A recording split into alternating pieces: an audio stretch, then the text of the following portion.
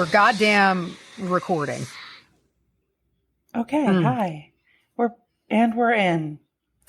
You sound real like coffee shop easy today. I was gonna say that I feel like, not necessarily like Daria, but like that kind of like grunge cool girl voice. That's how I feel. Nice. Yeah, you're like sick Phoebe. You get the benefit. I'm sick Phoebe. Yeah. I have been taking it easy with my voice. I have said next to no words since last, what was it? When did this happen? Whenever this So do you happened. feel like the guy in Hocus Pocus when he cuts his mouth open?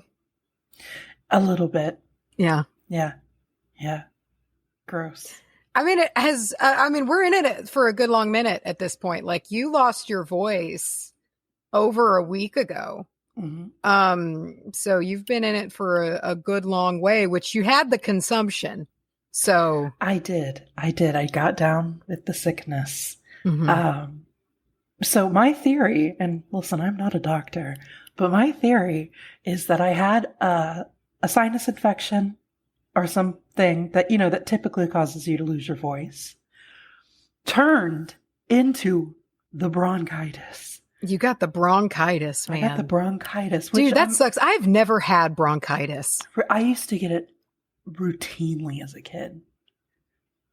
What is it like?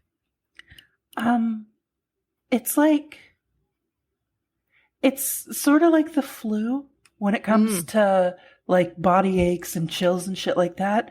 Only you don't necessarily throw up like you do from the flu. You just have the worst coughing. You know when you cough yourself into like chest pain? Yeah. And you just lay there and your chest hurts so bad and you're like, I can't cough anymore. If I cough anymore, I know it's going to hurt, but you just can't stop coughing. That's bronchitis.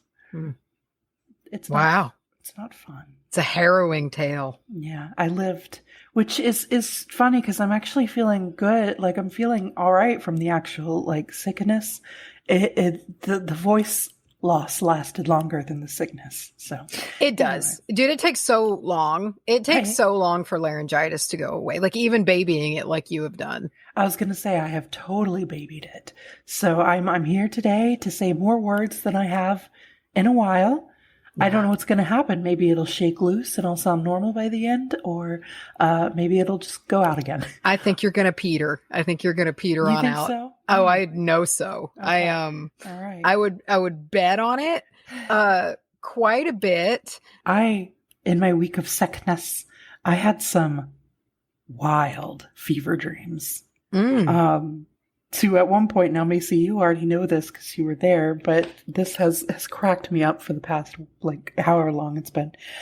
At one point, I, in all caps, group texted. Oh my God. Or sent to the group chat. Oh my God. What do we think of young Gravy? All caps. All caps. What do we think of young Gravy? Very important. And I guess I went to sleep after that because I didn't say or remember anything after that. And when I woke up in the morning, I looked at my phone and y'all were like responding to the question that I have no memory of sending. I don't remember. That was fun to witness. At all. And I don't even know what brought it on is I've seen him a lot recently, so I guess it was just on my mind. But I don't remember. And why you have to intentionally put things in all caps. So like I must have been aware. Listen, you were feeling the passion.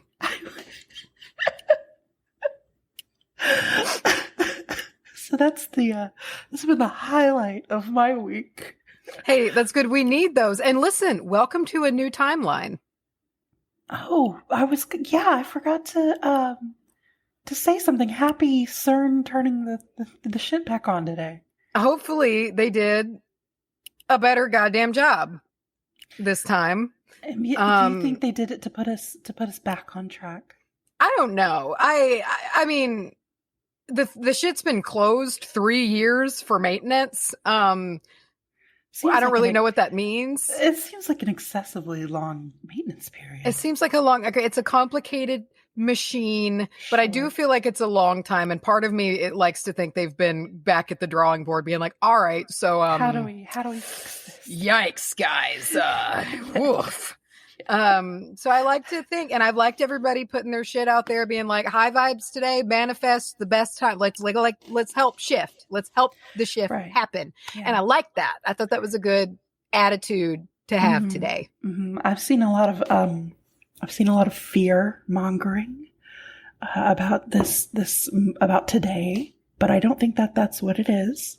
I've also seen a lot of very hopeful stuff that's like, hey, there's going to be a lot more energy in the world, so like this is a good day for manifestation and stuff like that. So that's I did like the one that I saw. Most of it I have seen is positive, but there was that one that was just like, listen, like just please yeet me to another reality, sir and daddy. Like it was just like I'm done. I know when I saw someone say talking about it, and they were talking about shifts and other stuff, and they were like, make sure that you're really grounded in the days before the 5th, because when they turn this on, you want to make sure that you're anchored and you stay in your reality. And I was like, the fuck are you? Yeah, who are you? About? You can stay here and rot. Yeah, no, dude, I'm out. I'm packing my fucking bags. Yeah, like and just thought that there's someone out there who would not willingly. I mean, I guess that. I mean, are they out there? Are y'all out there? I guess. Do y'all exist? And here's the thing: does it count if the only thing holding you back is the fear of ending up in a worse place? Because it's like, I get someone being like, no, I'll stay here because what if I get go... that. I get the concern. I do. Right. I think is fair. But I mean, I'm the enigma to me is the person who's like, I could stay. I like it here. That's what I'm talking about. The person I find that concerning. Staying because this is, who are you?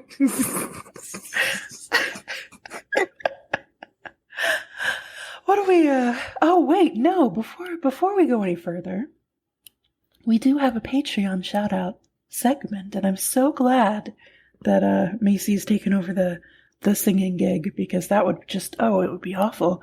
Today's Patreon shout out segment goes to Brenna E. We need some Brenna E. If we're gonna make it as a true survivor. If you want to take yourself away from here. That's right. Yeah. If you have not, what's the name of that? Kung Fury. Yeah. If you're not down with Kung Fury, get that way. Get wise. Thank you, Brenna E. Get good. What are we talking about today? I am talking. So, we did these notes last week, and there was a very deep, gaping, big, wide, brand new, fresh wound last week that we got to feel, so my topic kind of surrounds that. I'm talking about red Jasper today, which is something that can be very useful for lots of reasons in magic, including if you just want to have a nice grounding presence for when you want to do baneful magic. Why would you want to do that? I don't know. I mean, I guess the person who would ask that is the person who is okay being in this timeline. Yeah. Weird. I am also talking about something that is, I think, timely, because it's got a very calming presence. And it's soothing to the mental health, and it's also just good for times of anxiety and uncertainness, along with a lot of other things. But I'm going to talk to you about Grape Agate. Cute! I love Grape Agate. It's so cute. I just want to eat it. Grape Agate. It's got, or Agate, whatever, I'm going to say Agate. It has some surprising qualities to it. It's got some stuff that kind of goes hand in hand with some of the stuff I've been talking about recently. So who is going to... And may I just also say that mine is pretty short, just for the effort of keeping my voice low. Well, I was going to say, you are welcome to, you went first last time, but you're welcome to go first again just to preserve your voice and get your talking out of the way. I may take you up on that and move ahead with Grape Agate just while I have it. It actually, for some reason, it feels like it's coming in more instead of going out, but maybe that's the calm before the storm. Grape Agate is a cluster of tiny quartz crystals. That's right. Grape agate is not actually an agate at all. Wow. It's a very silica-y, I know, gem that contains quartz as well as mogonite. Oh, and the more, like, I guess, scientific name is purple chalcedony. I forget how we said that. Chalcedony? Pronounced, but chalcedony. Thank Chelsea. you very much. Is it Chalcedony? Yeah, purple C is what it's called. We call it Grape Agate.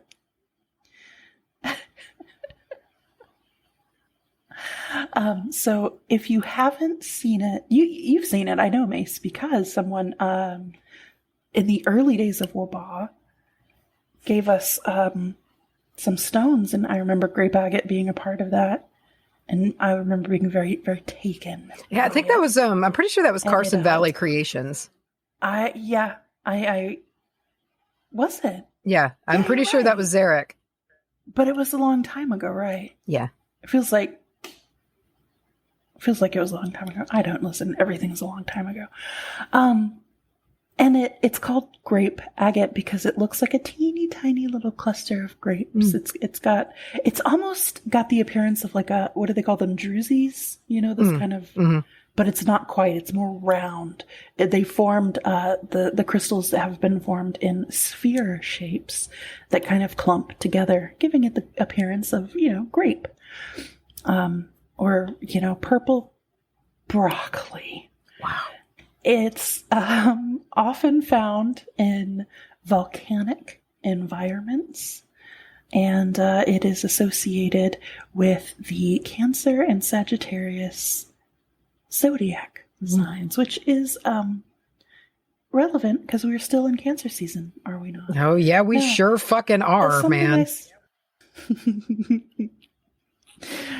Do you think they picked Cancer season on purpose to turn at this point? Yeah, because this has been the wildest goddamn Cancer. This has been the wildest zodiac season this year for me, to the point to where it's not bad enough to where I feel like I'm just getting shit kicked in the dick for everything, but it's happened enough times where I'm just like, what do you want? And it's fun. Shit kicked in the dick. Shit kicked. Shit kicked in the dick. Shit kicked. History on Grape Agate. I have no more to put forth on the Cancer season debate. I'm down. I'm over it. I refuse to speak about it. Leo season is right around the corner, and God damn it, if it doesn't fucking pull through, I'm gonna be so pissed.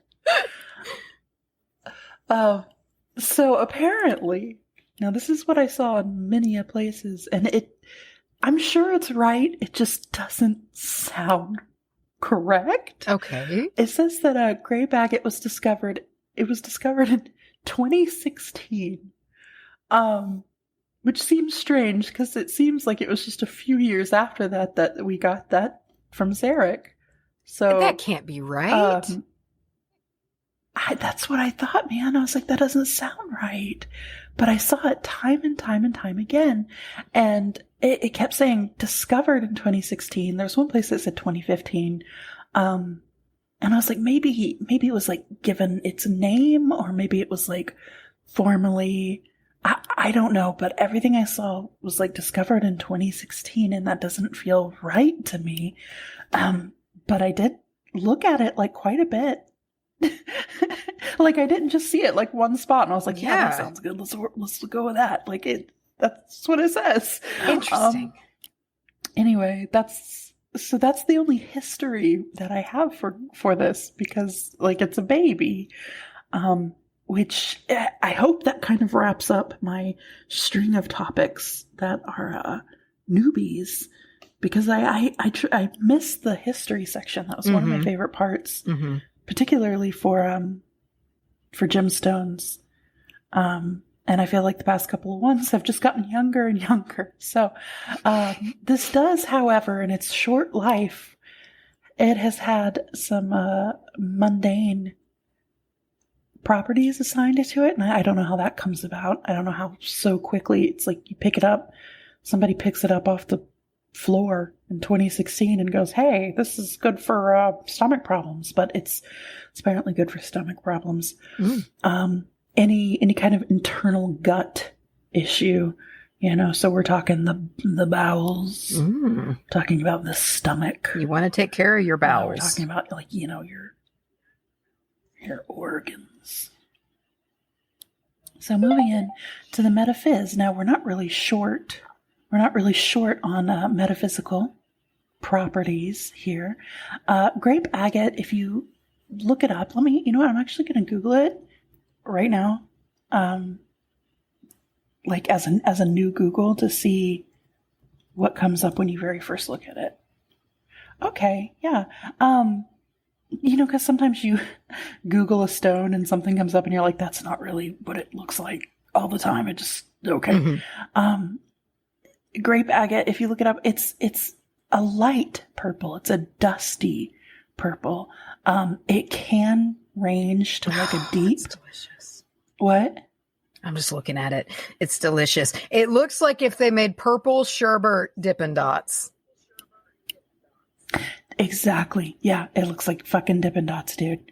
Or some kind of wonderful candy. Some great sour grape candy or something. Or grape nerds. Yeah. Now, it can get like dark purple. Typically, I believe that those have been heat treated, much like regular amethyst. If it's like a super dark amethyst, it's usually 99% of the time it's a good indicator that it's been heat treated, which I think is fine, because it's either going to be heated on the earth or heated in, I don't know, what, an oven. How do they heat treat crystals? But sure, I know in their grandmother's oven. It's a big oven. But typically you're going to find it in like this light purple, dusty purple, to even like a gray, like a purpley gray brain matter kind of color, which I like. I think it looks fucking cool. But a lot of its metaphysical properties are taken from its natural coloring. So you're going to find a lot of crossover here between grape agate and regular amethyst. The formation is what kind of brings it down, or what kind of makes it different. If you remember way back when, way back when, we had an episode where we discussed the shapes of crystals. Do you remember that? It feels like forever ago, but one thing that stuck with me is that round, like spherical gemstones give off a gentle, like an even kilter, gentle energy. So this is going to be the same thing. These little tiny spheres are giving off very gentle, soft energy. That's not to say it's not powerful. It's just gentle. It's not a stab of like energy from like a fucking shard of obsidian. It's a loving, it's a motherly hug of an energy. And it helps to connect us to our intuition. It helps to connect us to our dreams. You can use it in dream work. It's great to use for the third eye as well as the crown. So it's good for divination or any kind of psychic abilities. If you are still trying to understand what your ability might be, or how to develop it, it's a good stone to kind of carry with you or wear on you or work with, to give you a gentle push in the right direction, particularly for those who might be nervous about working with, the things that these kind of purple higher crystals work with, the crossing of veils and dead people and angels and entity, stuff like that. If you're a little nervous, this stone will help to kind of gently give you that self-confidence to work with it. It's also going to help promote a state of calmness. It's going to help to promote a state of not just calm for the sake of being calm, not like you're slapping a Benadryl on top of somebody who's nervous. Like, it helps to clear up it clears up your thoughts. Your very loud and jumbled inner monologue can sometimes make us feel very anxious and can make us feel very helpless. So anytime we're promoting this state of clarity in the mind, you can kind of get your ducks in a row, as it were, which I think is pertinent right now. I know a lot of people are upset, myself included, obviously, but a lot of people are upset, and I think that a state of mental clarity goes a long way. Whether or not, regardless of what you plan to do with that state of clarity, you know what I mean? It's,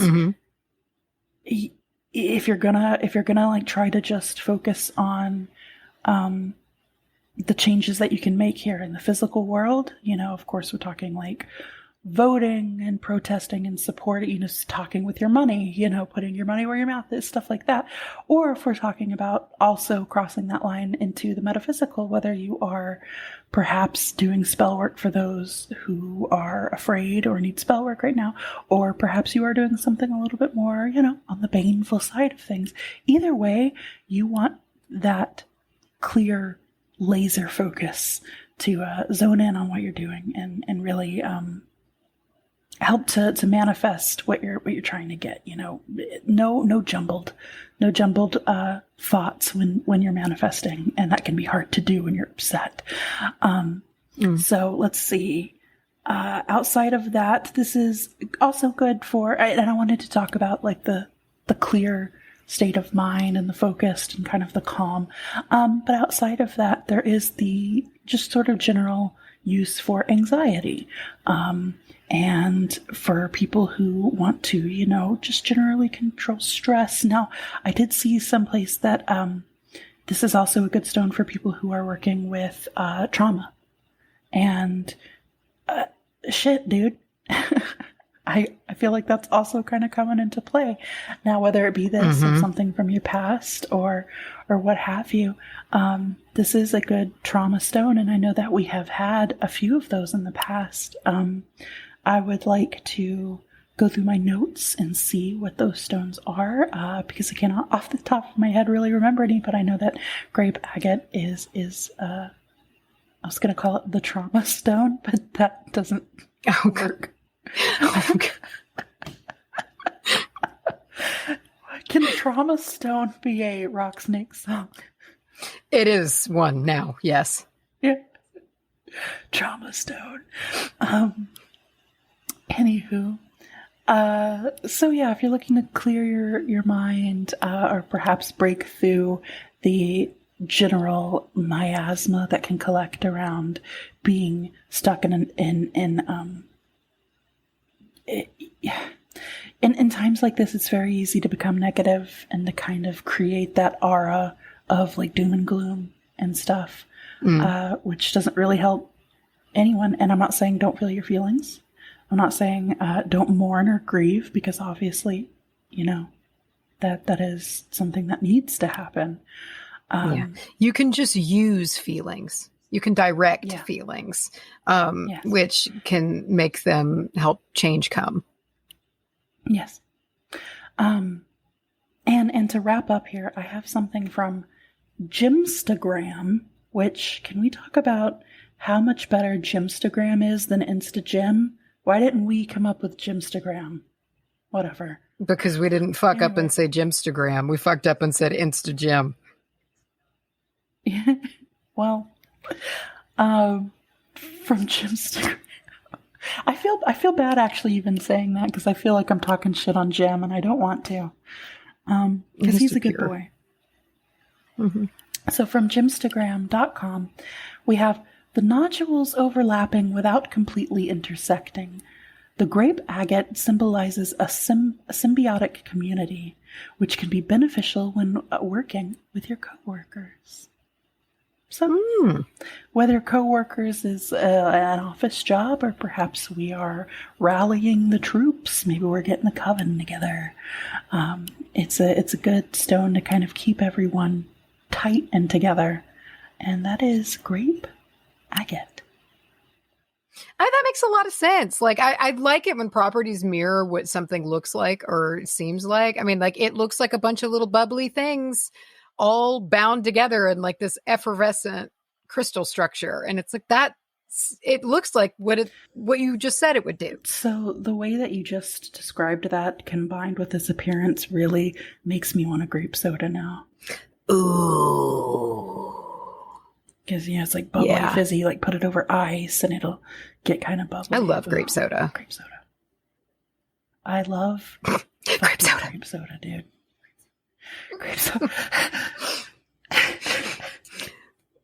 All right. Well, listen, before I talk at you about Red Jasper, we have an ad, and we have a return ad. Turn around. And I'm never coming down. We are coming at you today with a spot from Blessed Be Magic, and we're doing a few month campaign with Blessed Be Magic, and this is our first time doing this. We're kind of learning together, but it'll be really interesting. We'll fold in, different, like each ad will kind of have more information in it, so there's actually like meat to it, as to keep you guys given these ads a listen, not only to support the sponsors, but also just because there's a lot of talismans and symbols and whatnot, and talking about those symbols is kind of a neat little addition to these spots and whatnot. So I'm excited to get into these. Friend of the show, Blessed Be Magic. So Blessed Be Magic specializes in minimalist talisman jewelry for witches to remind you of your magic. Now, that's something I really do legitimately really, really, really like about them. The fact that these are discreet minimalist pieces that you can very comfortably wear around, particularly perhaps if you live in an area that might be a little risky to do. These are very elegant, very delicate, discrete pieces, but they have a lot of power in them. Yeah, so it's perfect if you're not quite, say you're going to an event, or maybe just in general, you're not quite comfortable wearing that big pentagram choker necklace that's as big as a dinner plate. These are, in a word, if I had to pick a word, I would say elegant. Yeah, and I think it goes to, it really supports the power of the symbol. It's like these symbols themselves are powerful, and they don't have to be ginormous. That, like, the power of a piece does not have to correlate with the size of it. The symbol itself is where the magic is, and that's what a lot, they have pentacles, triquetras, Merkabahs, different symbols, and just because they're small doesn't mean that the power within them and the reminder that can come from looking at them is any less. And I think that's a good thing to think about, because I love a statement piece as much as anybody else, but it is nice to have these. It almost feels like it's just for me. In a way, it's for me. Yeah, that's what I was going to say. Along with the pentacles and stuff, there's the triple moon and there's the Hecate's wheel. Now, I feel like if you wore, say, something like the Hecate's wheel pendant necklace, I don't know if anyone is going to look at it and clock exactly what it is. I mean, unless you're super in the know. Unless they know, unless they know, which is cool. It can be, like a little, can be your not calling card, but it can be the, what is it? The if you know thing. But Oh, yeah. So in that way, it really is. It is just for you. And that makes sense because, again, the whole purpose of these is to remind you of your power. I have found myself, I found myself like fidgeting with the bracelet that I have from them before in times of needing some like extra power. And if I remember correctly, it's a teeny tiny little pentacle on it that you probably won't see unless you're looking for. And I definitely have held on to that for personal power. Absolutely. Yeah. And I like the term, the personal power. And that's what I've worn mine for. And I want to save the Merkaba for, a next up, because I would like to do like a topic on it. It's a really interesting symbol, but, I have worn it since I started teaching yoga, and every time I've taught so far, I've worn it. And it's my little, I look at it and I see it there, just this, and it's so beautiful. Like it's kind of the, like people describe it as like a 3-dimensional Star of David, like it's spiritual geometry. And that's what it looks like. But they put like a little teeny tiny cubic zirconia that sits inside the cage, and it just glistens. Mm-hmm. It's just this little glistening light emanating from this spiritual geometry. It's so pretty, but I'm going to save that one for an actual topic. But speaking of the pentacle, I did also get and yours are on the way. I do want to say we'll have more pieces to talk about, but I got just the very simple stainless steel pentacle one, like that's a necklace, and it's so delicate, and they got to be right up in your grill to be really staring at it to know what it is. But I like to just know that, like, if they do look that hard and see it, they're going to see what it is. It's very powerful feeling. Yeah. If you want to work that hard, then you're going to learn something about me today. And, there are listen, if you don't believe us, and I get it, there are over 800, that is 800 5-star reviews for Blessed Be Magic. That's a lot. 800 5-star reviews. They ship worldwide, so no matter where you are, you can get your hands on one of these little ethereal packages of happiness. Speaking of packages, can we talk about the packaging? Because I know that we're a fan of good packaging here. Packaging is amazing, dude. And it came, and yours will too, or like mine came with this big, like 5 foot across holographic, like rainbow holographic pentacle sticker. It's badass. Oh. And I immediately slapped it on my water jug, and I carry that water jug all over the goddamn countryside. And I just love turning it up and just looking at people flashing that big ass sticker. It's like the opposite of, it's my loud pentacle, while my jewelry is my quiet pentacle, my personal pentacle. Yeah. Loud stickers, tasteful jewelry. There is fast and free shipping if you do live within the U.S. Now, there's something else very special here, and I need the beans to perk up their ears. We're talking about a fat discount. Nope. A fat discount of 15% for the full price talisman jewelry with the code Witch Bitch, all caps, one word, Witch Bitch, 15% off. But that's not, listen, there's more. They also have a free, now that's free with a capital F, Witch's Daily Planner that you can download from the site Blessed Be Magic, magic with a K.com, and you can bring some magic to your day. And Macy, tell them about that quiz. Yeah, there's a little quiz over there. It's a fun little quiz to see what kind of witch you are, which I love. Listen, y'all know by now, especially our Patreon listeners who have the bonus episodes, y'all know we love a quiz. Love a quiz. We love a quiz. Dearly. So there's that over there too, which is really cute. And so like, and again, check out what they have. Like the symbols that they have are pretty broad, and there's something for everybody. If you're more earthy, or if you do, for instance, your deity base and you work with Hecate, like there is something for everybody. And I wanted to include, I asked Shan, who's the founder, just a little bit about how they got into this, because it is an interesting concept. Like I was just curious about it, like this idea of like this minimalist talisman, like this discreet jewelry. And they sent they sent a little bit of information about them, which I always like. I always like to kind of know the makers and whatnot, and the people who are out there doing big things. And it's neat to know. So we'll go ahead and read a little bit about Shan, who is the founder. I'm Shan. Not me, I'm Charlye, but for this purpose right now, I'm Shan, the founder of the witchy jewelry brand Blessed Be Magic. I consider myself a modern, eclectic witch. And for years, I've been looking for witchy jewelry to suit my minimalist, modern taste, and I just couldn't find much. Now, that's something I kind of want to pounce off of. I have heard, is pretty hard to find a minimalist witchy jewelry, because like I said, you type in witchy jewelry and you're getting that dinner size pentacle choker or whatever, which is cool. It has its place, but for your everyday, or perhaps that's not your style, or maybe you just want something a little more, like I said, elegant, then it can be hard to find. So, okay, I'm Shan again. Ready? I'm Shan again.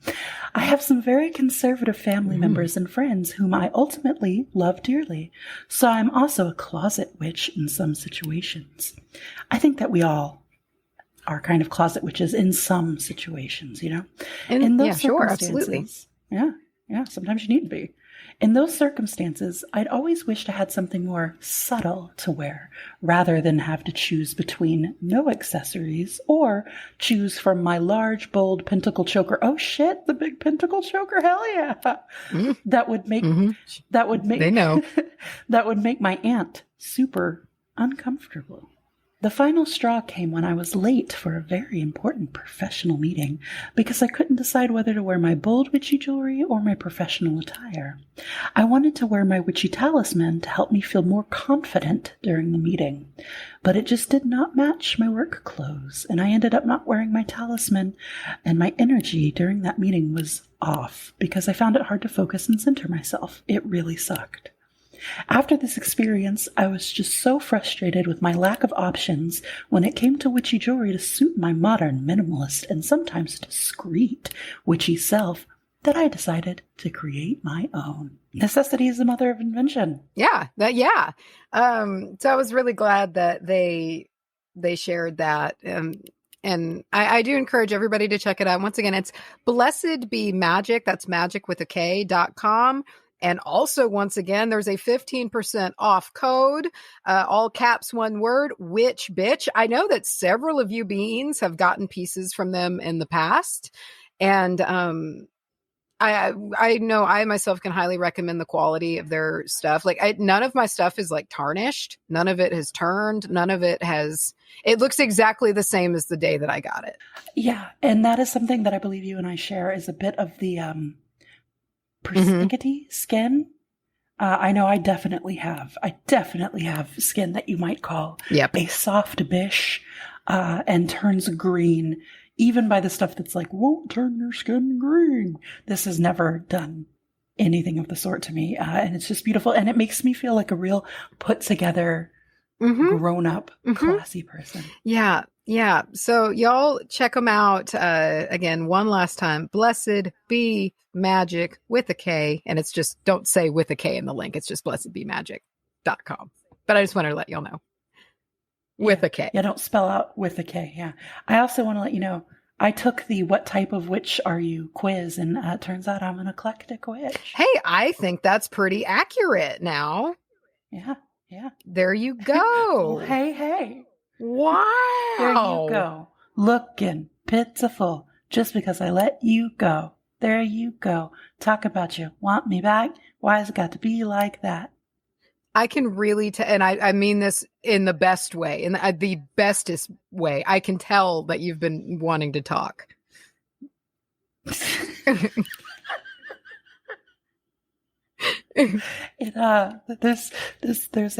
a part of it that feels good on my throat.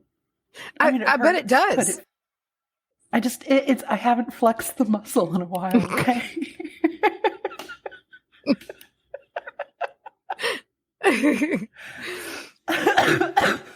Oh, there it goes. Oh, you flew too close to the sun, Icarus. Oh, that's disgusting. What a gross version. What a gross version of Icarus you've painted. I'm almost done with what kind of witch I am. Oh, shit, yeah, dog. I too am eclectic. I'm a spiritual chameleon. Oh. Come on. Oh. And then you get a whole little section that shows eclectic jewelry, which is fun. Oh, shit, I missed that. Oh, cool. So I guess if you end up as like another kind of witch, you get your own specific jewelry. Yeah. I'm going to go take the test again, except I'm going to lie. I gotta know. Do you do this? Okay. Maybe I have problems, but whenever I take these tests, even if they're like a BuzzFeed quiz, I sometimes get the urge to take it again, but to answer in the exact opposite of how I would truly answer, to see what my like antithesis answer would be. I get it. I think that's pretty standard. That's pretty normal. Alrighty, listen. I'm going to talk to you about red Jasper. Hot. It's pretty cool. I like the red Jasper. I like how it looks. And it's a member of the chalcedony mineral class. So it says it's an opaque version of quartz with a vitreous luster. And it's opaque. Oh, wait. What did you say about it being glass? It is a member of the chalcedony mineral class. Oh. I've been on antibiotics. Give me a break. So red Jasper has a deep red color. It ranges from kind of a brightish red to a real like brick dust color. And even kind of a brownish color. The red seems to come from inclusions of iron.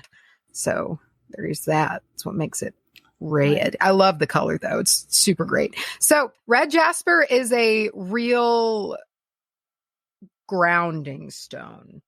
So I really like this. This was from loveandlightschool.com. Red Jasper is a grounding stone associated with strength, used to promote the cause of justice.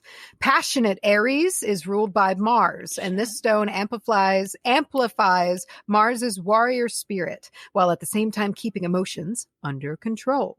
But contrary to what this might imply, it's also historically a stone of divine feminine, associated with childbirth and the courage in women. So there's that. It is. So once again, it is it's a bold and soothing brick dust red color. And it gives this energy off just kind of to its core. So it is really aligned beautifully so with the root or Muladhara chakra. And it has, once again, these great grounding properties. It invites you to keep a foot firmly on the floor, no matter how high you're also flying. It's just kind of there to be your support anchor. It's very grounding. It's very protective. It's very loving. And it's just kind of there, an excellent tool to have, especially if you are deciding to walk a gray path now. If you've suddenly decided. Enough is enough. Yeah. This is an excellent tool for that. And especially if it is something that you are not familiar in practicing.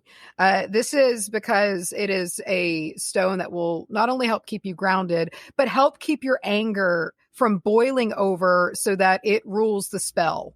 And then, in turn, the organized channeling of the emotion towards a purpose is just kind of, it turns into chaos magic. It all just kind of boils over, and it's just there to help keep you focused, feel the rage, feel the anger, feel the emotion, but target it and don't let it take over. Don't let it boil over.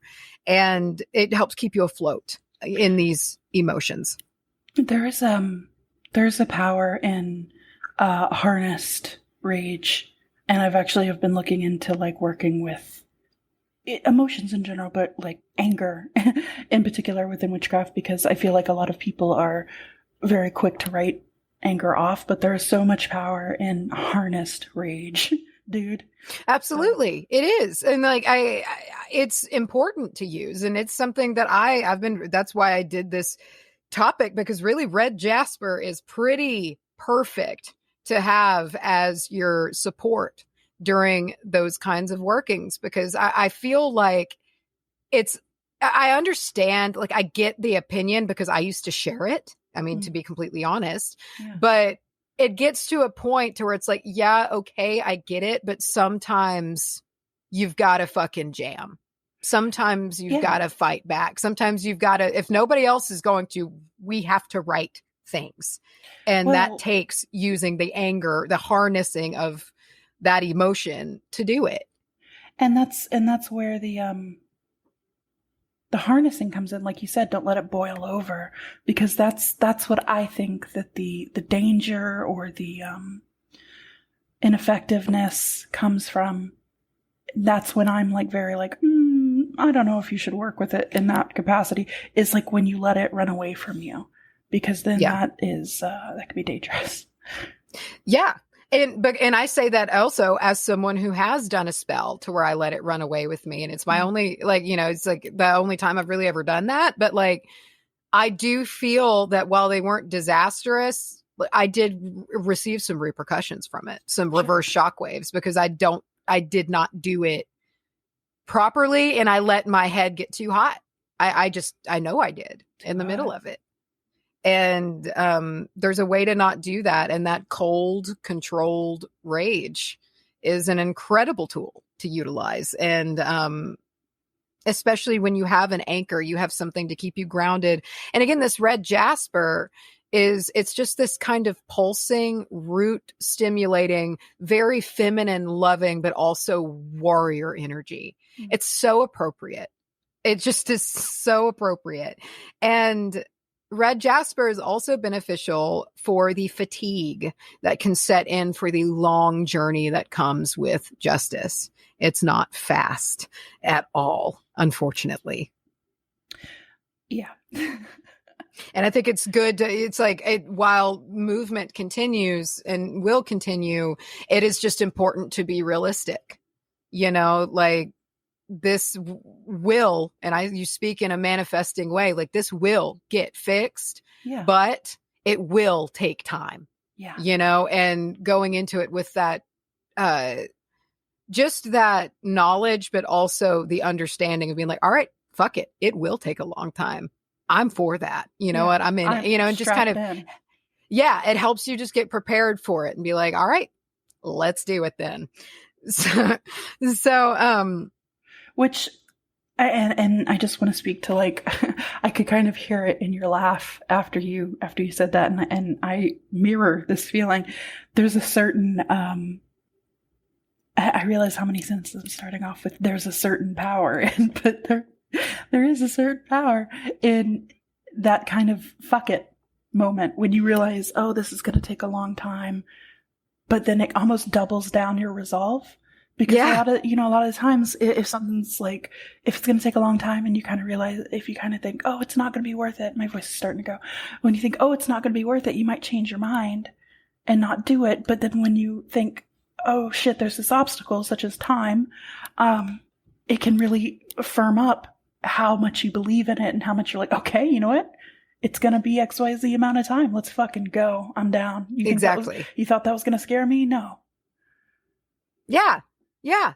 I'm 28. I'm younger than almost all you sons of bitches that are doing this right now. Oh, I got a lot of fight, you know? It's not and hard. So it does. It's not hard to be. Exactly. Like at this point. And that's no shame to somebody who's not. I'm just saying, you know, maybe don't let fucking 800-year-olds run the country, but whatever. You know, conversation for another day, but a valid one, no less. So, again, and I'm going to come back to it a lot because I think it's a really important thing. You know, it's this brick dust quality. It's protective in this brick dust hue. And it reminds us that deep in all of us is our core of energy, in particular, this core of controlled energy that we have at our disposal. And that's the moment that I hit a point where I was just like, you know what? I can do something about this. And like in the metaphysical sense, because I usually don't think that way, but it like hit me in the face. Like, I can fucking do something about this and I'm going to. Yeah. And it just kind of flipped on.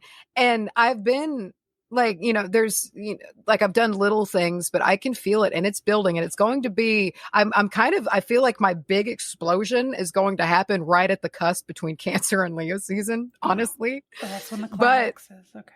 And so it's like, I picture it like this little spinning orb and it's just growing every day and I'm feeding it and I'm feeding it and I'm telling it what we're going to do. Cause I'm already working out what the day is going to be. Like it's going to be a day of spell. It's going to be a big fucking deal. I'll have the whole house to myself, and I'm just letting it know and I'm getting it ready. I'm still kind of lighting my candles and doing my things. Interesting because like, I think a lot of the times doing it, I don't want to speak for everyone. I don't want to speak for you, but a lot of times when we do spell work, it's not this thing that we're feeding for a long period of time. It's sort of something that's sort of over and done with in that moment, or at least, in a, I hate to say reasonable, but I can't think of another word, like you do a spell and it's done that day, or you might work on it for a few days or whatever, but, to hold something energetically until you blast it out there is powerful. It's also exhausting. It takes so much focus. But in the end, it's just such it's a wrecking ball. Yeah. And that's what I want to, that's kind of what it feels like. And I know that it's going to be a big fucking day and, I'm ready for it. And I'm just kind of working my way up. And it's coming. There's also, for those who are interested, a group, like a little subgroup has been made in the Coven by Casey. She's following a book of kind of like 26 days of spell work for hexing the patriarchy. And that's like, there's some magic every day going on over there. And so if y'all want to get on that, there's that too. I just wanted to plug that before I forgot. She has the name of the book and the author on there. We aren't really connected to it, but like she's kicking ass over there.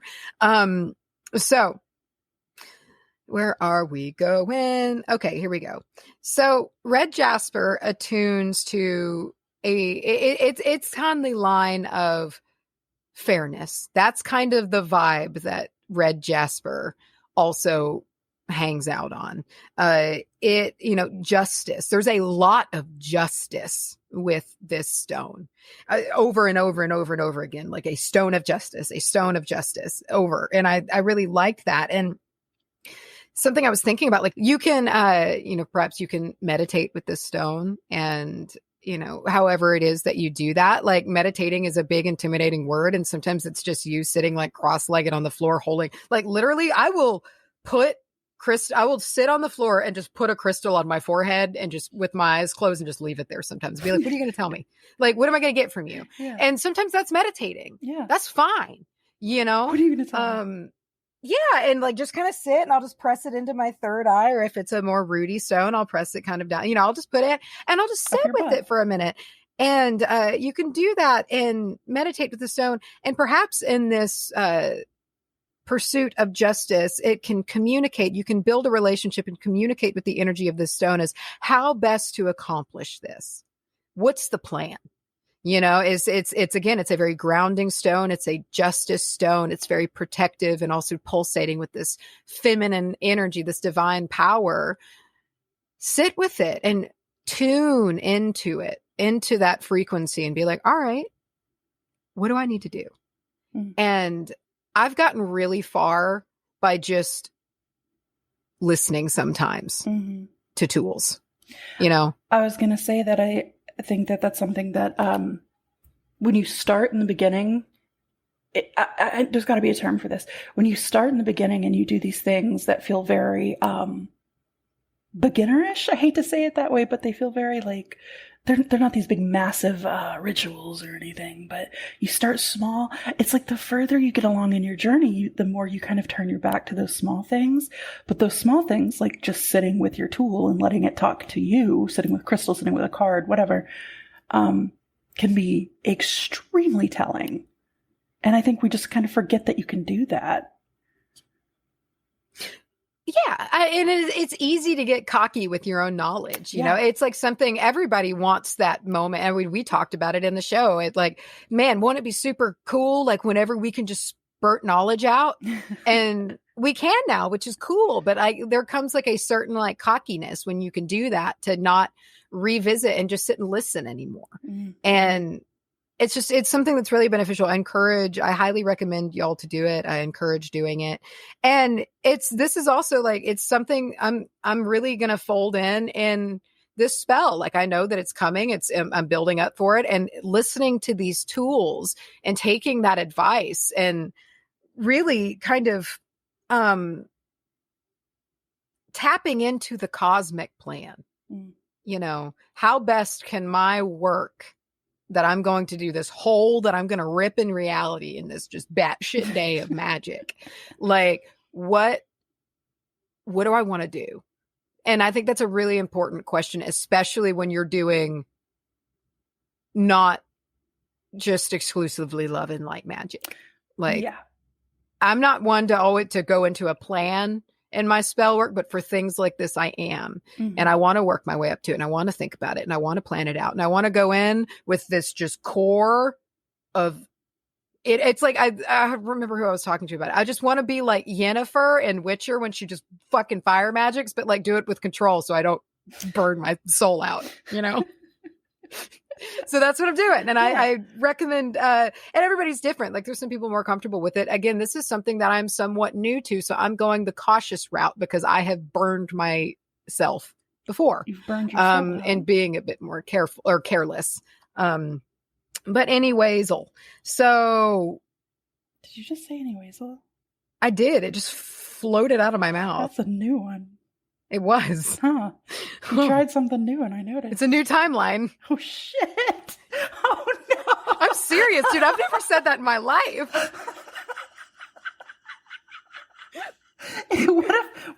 What if that's the difference? We're in a whole new timeline. Our catchphrases are different. That's the only thing that changes. People will sometimes say words they didn't say before. Oh my God, weird. Oh, well. Okay. At least it's entertaining. Strange. Huh. Alrighty. And CERN is like, we turned this on for this? Yeah, we spent $80 billion for bad catchphrases. Yeah. So, according to Germanic legend, the hilt of Siegfried, his magical sword, seemingly named the Slayer, which is lit. Oh God. Okay. Metal, the Slayer. This is the Slayer. And all I can hear is Slater. It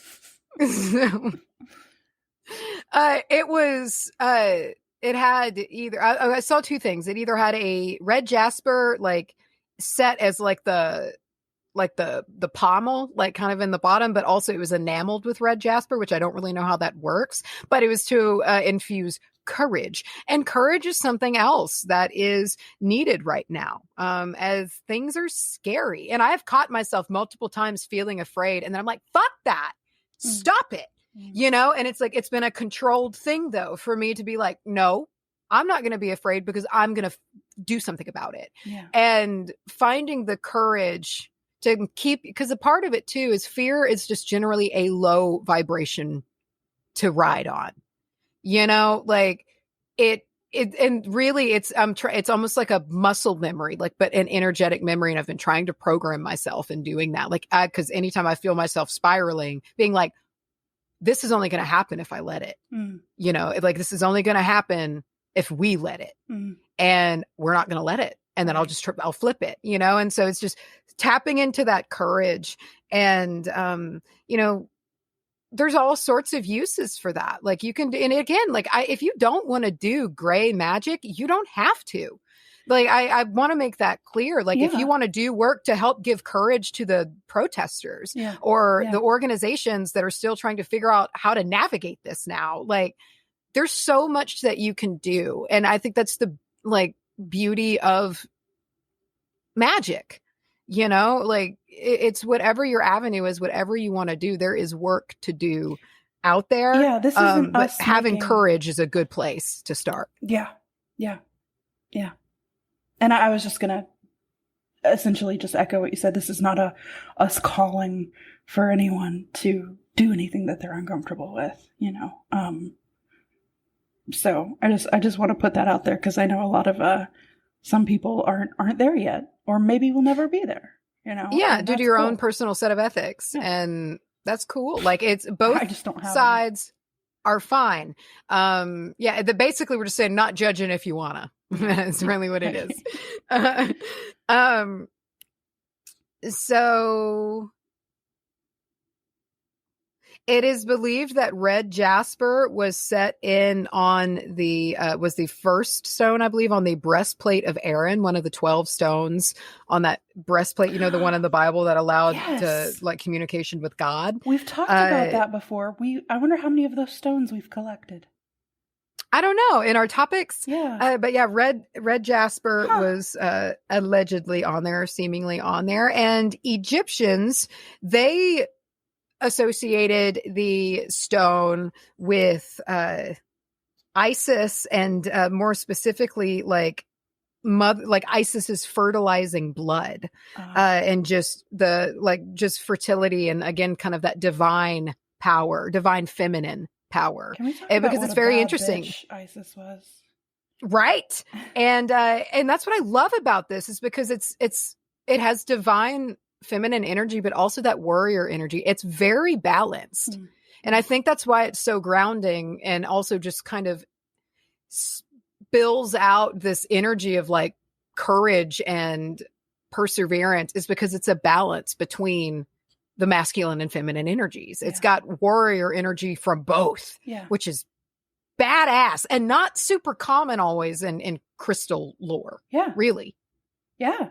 So there is quite a bit of an association with red jasper and pregnancy. So ensuing or ensuring a safe pregnancy, like it was just carried as a talisman, healthy normal development, healthy delivery, things like that to hope for.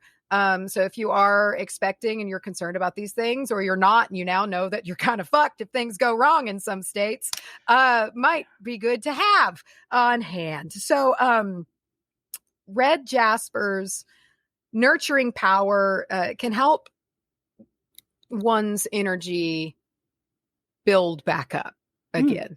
And again, it's slashed down, shit kicked in the dick.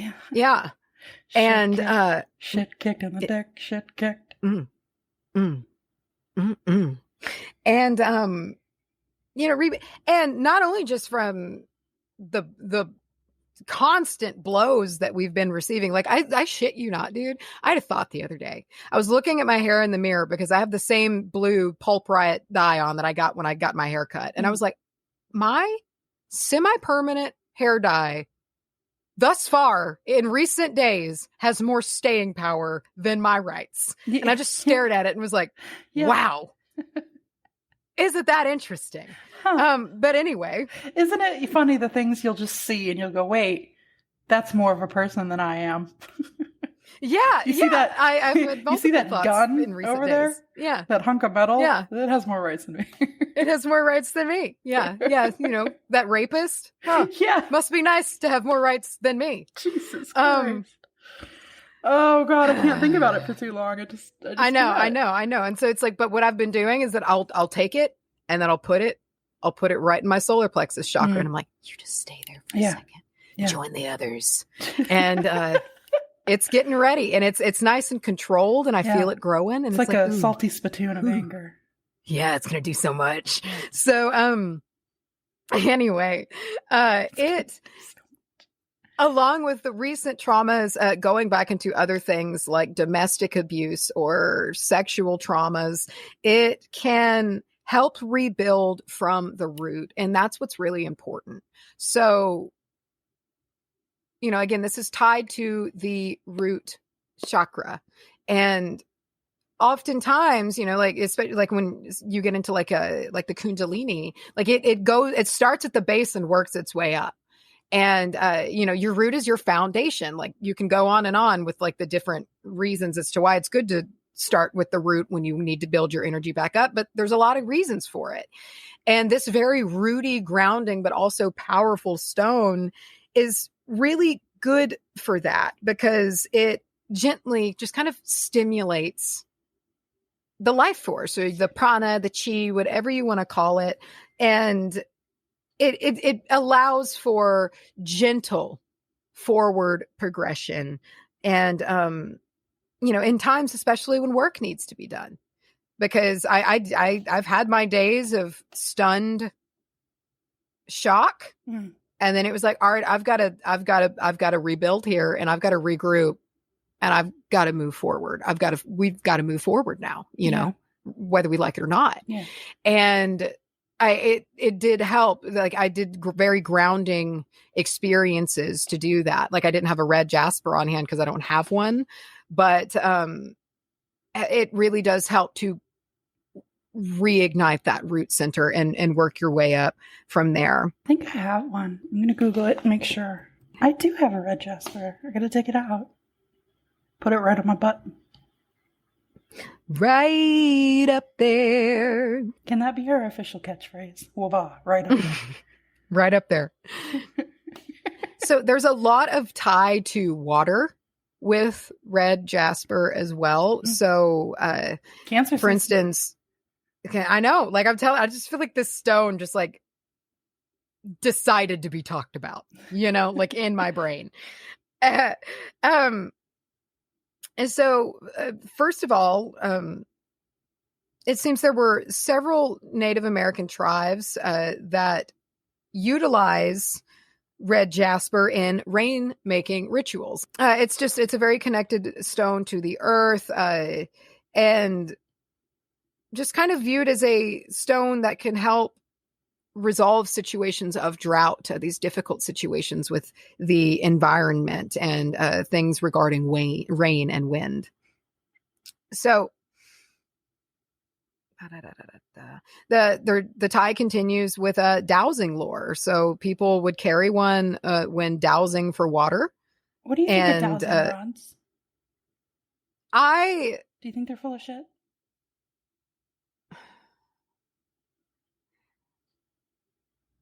I don't know.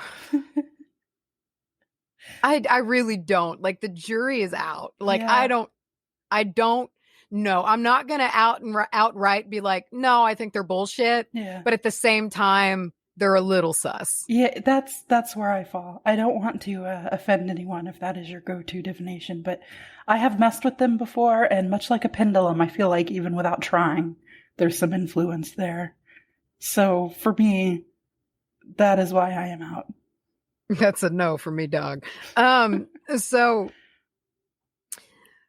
red Jasper can be utilized in identifying one's personal ideas, your own beliefs, your own way that you want to present yourself or how you want to identify, such as like, whether like your sexual or gender orientation, like however you want to be, whoever you want to be. Red Jasper can help in helping that person blossom, which is a really beautiful thing. And that's cool with the representation or the existence of the feminine and the masculine both present in the stone. It makes sense, right? Like it's just like that. You already have it just seems so balanced and just like, you know what? It's not about either or, it's about just being, be what you want to be. And I just think that's so important anyway, but really so right now. Yeah. And with this nurturing energy comes power. And again, it's this gentle pulse of this divine feminine power and also this warrior energy that perhaps can help you with more confidence and courage. Embrace who you are, truly who you are, and love who that is as well. And I love that. We all need that sometimes, and some more than others, and sometimes the situation itself can play a role in whether or not that is even possible, at times in regards to safety or things like that. But it's something still that you can have for yourself, like even in times, like if you're in a spot to where you can't fully just blow the doors down and live your life, as the person that you are openly, you can work on it inwardly, and inward work is important too. So I just think it's nice to know that there's it's a tool that can be utilized, a frequency that can be tapped into to help you feel comfortable and confident in how you are able to express yourself in the world. And I think in times like this, times like now, it's really easy to want to give into the fear and kind of creep back into the shadows where it's safe. To where you worry about how you look or the things that you believe in, what's going to happen. And I get that a lot. But that's not how progress gets made. And we need to still be able to shine our complete, honest selves, our complete, honest light. Otherwise, we're going to lose ground, And so that's why I liked that. I liked this inclusion of red jasper to be like, no, we're not going to just disappear like you want us to. We're not. And I just think that's an important energy to tap into, because things are scary out there. Yeah. And that's another thing, is just because I think it's important to know that you can retreat to that place every once and again. But when you become comfortable there and it becomes all that you want to do, that's what the danger is, and it's not so I have to be out doing all the things all the time and exhausting myself, or I have to be locked away mentally, physically, whatever, and not dealing with any of this. Like you can do both. A man may do both. Yeah. It's about balance. Along with this confidence-inducing nature can make red jasper a really good stone for kiddos that are going through puberty. They're having to deal with the absolute hells of all of that. Because I know, dude. I don't ever want to go back. No, especially now. No, Sure, in a lot of ways, there's, been progress since we were kids. But you know what there also is? There's the internet and phones, and everyone has cameras. It just, oh God, I just imagine bullying being 10 times worse than it ever was. Well, and just the complete overstimulation, sensory overload. That's what I feel like. I just feel like it would be sensory overload every single day. But so it's just get a Tamagotchi and sit on the couch. Yeah. Chill. And, so again, like it encourages the self-confidence and this personal power in a time when you don't even feel like you have control of yourself, because like, I remember that. And like, you're not necessarily aware of, it's not like when my anxiety is really high and I break out into cold sweats, I'm like, oh, this is resulting from anxiety. Like you don't put it together that well. But I remember knowing like, why am I acting like this? Like, why do I feel this way? Like, what is this? And you almost feel like you're not in control of your body and your emotions and your thoughts. Like it's a really intense time when your hormones are just fucking doing cartwheels in your body. So like, it's just, maybe, and again, like I get sometimes like, this isn't about like it balancing hormones or anything like that. It's about, this taps into like the personal power thing, like the tapping into that vibe of the courage and the warrior energy, and whatnot, and in those times of hormonal tumult. And red jasper, it's a peaceful warrior. So it chugs ahead. It marches. It's marching on. It's not sprinting, but it's marching. March forward, and very firm, rooted steps, and steps that are very connected to the earth. Its power, and it's gentle, and it radiates from the stone. And in doing so, it just kind of mirrors our own personal power that, has been taken on paper, but not from us. You know what I mean? And it's still there waiting. And that power is still there waiting to be used however you want to use it. So don't shy away from the personal power. Mm-hmm. And I say feed the personal power. And that's not the same thing as ego. It doesn't mean you have to be an arrogant asshole. Cock. But yeah, cock. Just feed it and feel your power. I know that every single one of you listening, at least at one point in your life, remembers a moment, whether it was in ritual or spell work, or just you did something so intensely amazing to yourself that you felt so powerful.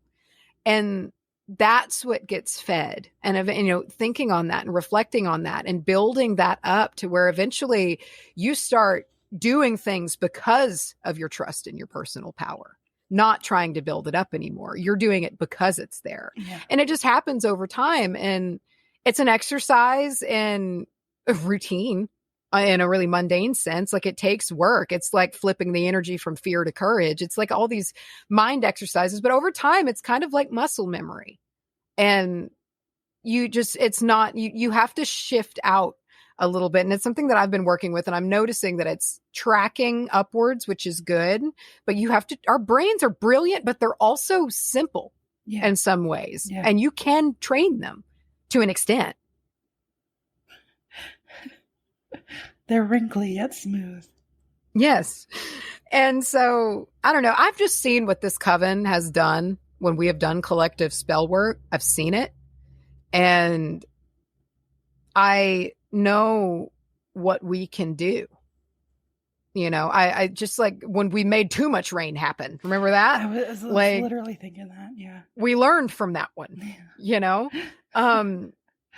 and like, it's just, I believe in it. We've done enough, and just even smaller group work that we've done in like smaller settings and whatnot. I believe in it, and I just know that we can do so much right now, so much with the emotion, whether you want to channel it for, white or gray or fucking black. I'm not really here to judge. Everybody's on their own path here. But I'm excited about it. Yeah. And that's where I am now, is that I have this energy of like, all right, motherfuckers, let's do it. And I'm really riding that. And I hope that, while of course it doesn't need to breed complacency, I at least hope that that's a vibration that is kind of floating in and out of everybody every now and again lately too, that warrior's energy. And I don't know, I just kind of I'm ready for it. So there's your red Jasper, and do with all of that what you will, and dust off your tools, whatever they may be and whatever they may be for, but let's dust them off. Keep them dusted off, Yeah, ideally. Yeah. So yeah, I definitely think that is frighteningly applicable. Even down to the little details. Not a bad frightening. I just think that was a very apt stone to talk about today. My voice is saying goodbye it's petering. It's kind of scooting out of the door. It's making going home noises, giving that Texas goodbye. Yeah. Give the Texas goodbye. Let's see. Do we have any announcements? Any end of the show announcements, I guess.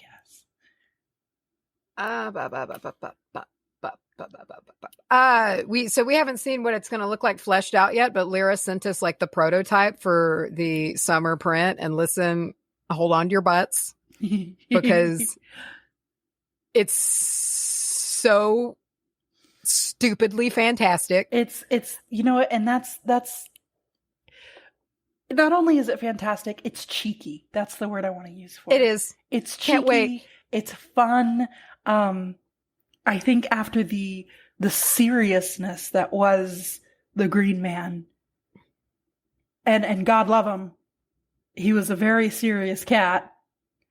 I think some cheek, some kind of giggles are needed to be had. I feel like it's the only way to properly follow that print because he was so serious, intensely powerful and but I think he had some mischief in him. He kind of looks like he would just he'd order an extra margarita at lunch if he was given the opportunity. Oh, I love him. I love him so much.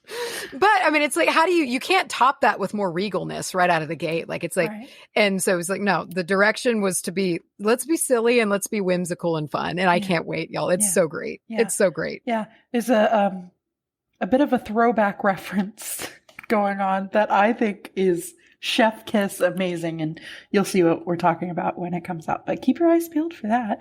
And then also, let's see, new timeline starts today, I guess. Let's make it a good one. Let's make it a good one. Let's shift our energies into this new timeline that is better. I insist upon it. Yes. Yeah. Don't forget to speak things, as if they have already happened. I've been doing that so much lately, dude. Like, I'm not usually that way. Like, I'm not that type of, like, I don't do affirmations or like things like that. But like, as of late, like, I do it in spell work and manifesting all the time. But like, even just like for casual things, I'm just like, I'm not even going to give the chance to not happen. Yeah. Dude, how great would it be to manifest that in like a real world, like a mundane way? Like, if you could just be like, I have already done all of my grocery shopping and it is put away in my pantry. And then like, boom. Wow. It would already be done. That would be fucking great. Yeah, you'd just be like a wizard. Yeah. I have a question for you. Oh. Okay, so you know the movie, 1998, 1988, 1989 classic, Honey, I Shrunk the Kids? Of course I do. You know, there's the one scene where the kids are all very small and they're running around, they're hungry, and they come across a snack cake. They come across an oatmeal pie. Do you remember that scene? Vaguely. Okay. That scene had me in a chokehold when I was younger because they made, not CGI, like they made a big giant snack cake and they just let these kids go fucking ham on it. And they like went up to the cream and they like took like big handful scoops of like the cream out of it and they were like eating it. And I forgot about it until I recently rewatched it. And that leads me to today's question for you, Macy. If there was any food, if you were shrunk down to the size of an ant, is there any food that you would want dropped right next to you, and why? Okay, two things. One, I like this daily question or episode question. Yeah. This is fun. We'll see if it sticks. It's a good way to taper out. Yeah. We'll probably do it for 3 episodes and we'll never do it again. But I like it right now. Yeah. Two, that's a really difficult question. So, first of all, are we going in the realm of, just to narrow it down so I don't get overwhelmed, how about the realm of like snack cakes? Okay. Yeah. Because if that's the case. Or how about snacks in general? Okay. Anything that's a small quantity, it's not a meal, you can get it at a gas station, perhaps. See, here's the thing. If I'm an ant, okay, I want lots of sugar, and I want to be able to get it easy. Okay. I don't want to have to work that hard with my mandibles. Well, see, the question is not if you are an ant. Oh, I thought it was if you were an ant, as if you were a child? The size of an ant? If you... That makes sense.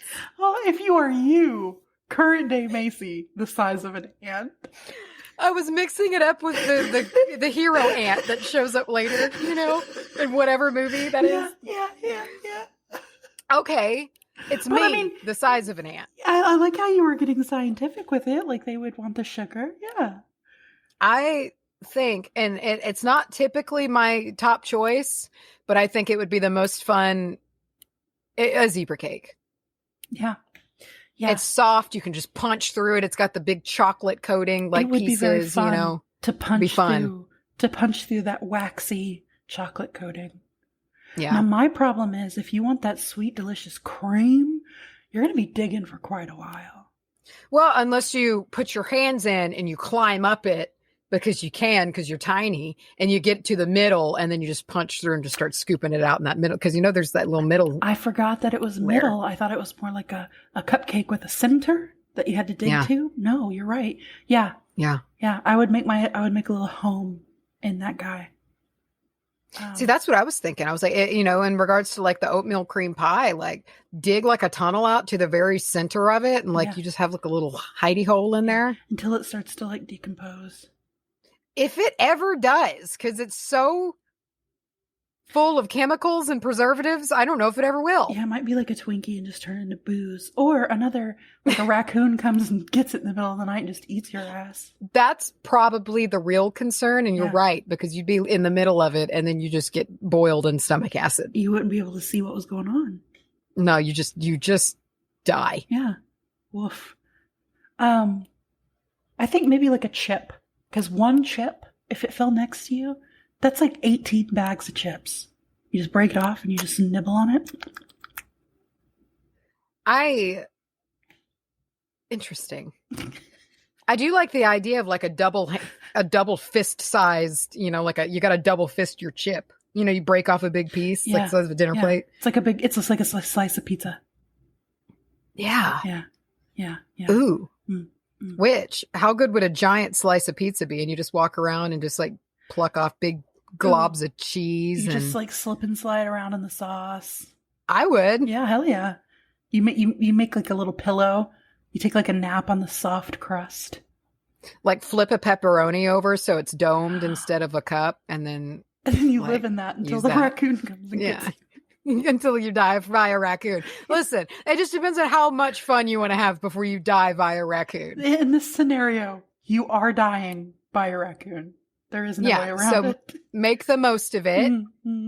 And I think like a bowl of chocolate pudding would be lit if you have like a paddling apparatus. Yeah. Yeah. Ew. Sick. What about just like somebody threw away a half-used like can of clam chowder?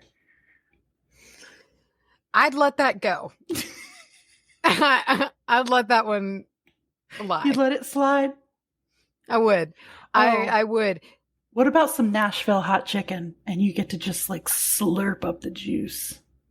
I would just eat the crust. Yeah. I would just pull off big chunks of crust deliciousness. That might be all you could do. I mean, I don't know if you could get into that fibrous chicken with your tiny it'd be hands. like a rope. It'd be like a nerd's rope, but chicken. Oh, gross. A nerd's rope, but chicken. Gross. Okay, well. Nasty. Enough of that. I'm glad we worked that out. Me too. Thank God. We'll see you next time on the Witch Bitch Amateur.